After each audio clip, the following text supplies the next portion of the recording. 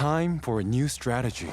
We fight the hunters where they least expect it. Everyone's been asking the same question. When do we get more of Huntrix? Even though Netflix and Sony Pictures haven't made it official, every fan knows K-pop Demon Hunters 2 is coming. This time the stakes are higher and there's even more room for new characters to join the team. And if you've been wondering about the heroes' hearts, don't worry, some love stories might unfold too. Let's break down everything we know so far. Excuse me. Please take your seat. Yeah, we don't have time. You're a demon, right? Oh, what do you mean? Netflix and Sony Pictures have picked 2029 as the year K-pop Demon Hunters 2 will show up on our screens. Both companies made their deal official in November 2025, which means they are just getting started on making it. For originals, it takes about 6 years of just writing and rewriting and figuring out the story and then Maggie and Chris, who directed the first movie, are coming back for the sequel. Maggie Kang originally came up with K-pop Demon Hunters because she wanted to see the movie that she wished she could watch when she was 12 years old. Chris brought his animation skills from movies like Wish Dragon. Koreans really love animation. A lot of it gets produced there. And I was like, oh, if there's a movie like that, I'd love to work on it. K-pop Demon Hunters became Netflix's most watched original movie ever with 325 million views. That number beat Squid Game, which had the record before. The soundtrack went platinum and made history by having 4 songs in the Billboard Hot 100 Top 10 at the same time. The movie made nearly $25 million in theaters, and Sony made almost $40 million in profit. When something does that well, making a sequel is basically a must. I honestly didn't think it was even possible for a movie to be this popular. Jiang Young-woo, who voices Zoe, already told the directors there has to be a sequel and she'd definitely do it again. She even said she'd be sad if they couldn't make another one. Arden Cho, who played Rumi, said she would also be heartbroken without a sequel. I can't really probably say it now. I'll say maybe after the movie comes out, but like I already know what I want from a sequel. One big sign that the sequel's really happening is the deal between Netflix and Sony. Because of an old agreement from 2021, both companies have to say yes before another K-pop Demon Hunters movie can be made. And this time they both agreed. Netflix was so happy with how the first movie did that they even gave Sony a $15 million bonus as a thank you. Adding to the $20 million Sony already made, that brings our total profit to $40 million. You can be on this side when the honeymoon is sealed. Away from the demon world, away from Guima. You can be free from those voices. Forever.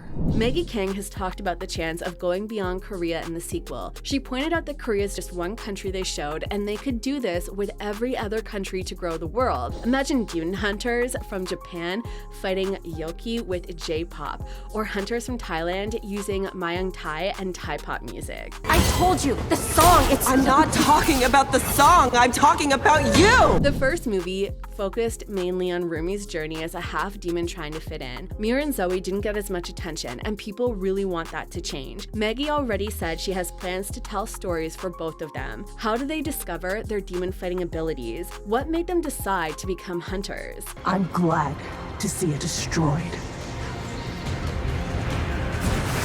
Some people asked if the sequel could be live action instead of animated, but the director shut that down pretty quickly. They said making a live action version would be way harder, and the animated movie was already super difficult. You're a demon, just like me.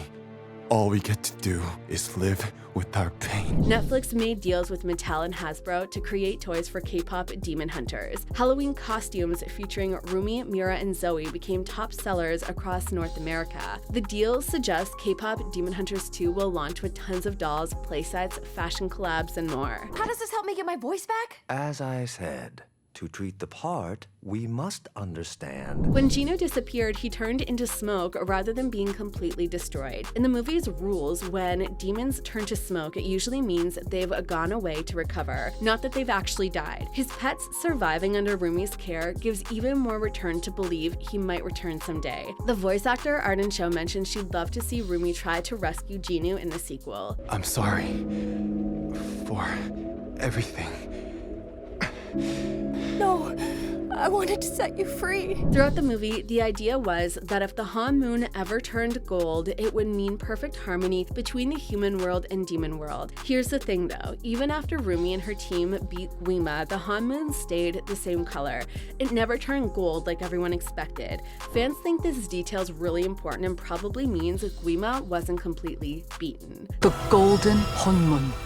And now, that duty falls to you. Some people have noticed that Huntrix might be missing a member based on Korean mythology. In the four Guardian legends, there's the White Tiger, Azure Dragon, Black Tortoise, and Vermilion Bird. Fans believe Rumi represents the White Tiger, Zoe's the Dragon, and Mira is the Black Tortoise. That leaves the Vermilion Bird missing. Whoever becomes the fourth member in the sequel would probably wear bright orange-red colors and have fire-based powers or weapons. All right, 2 weeks of vacation.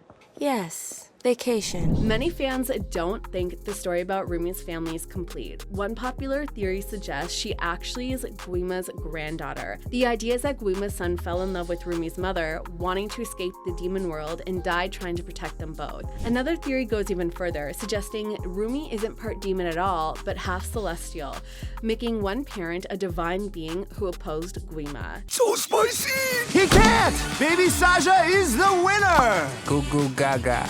Celine is Rumi's grandmother and mentor, but her backstory remains pretty mysterious. Some fans think Celine might have been tricked by Guima without realizing it, or that she was somehow responsible for Rumi's mother's death, either on purpose or by accident. People notice how strict and harsh Celine acted when Rumi's demon markings first appeared. Her treatment suggested some deep problems between her and Rumi's mother that were never explained. When we lost your mother, I swore to protect all that was left of her.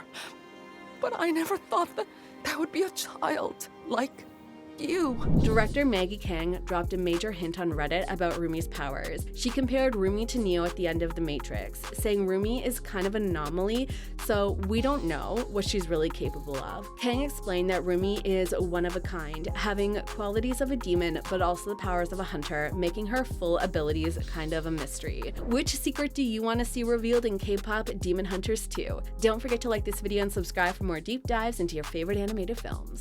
Most songs. The most moves. Which means the most carb loading. For the fans!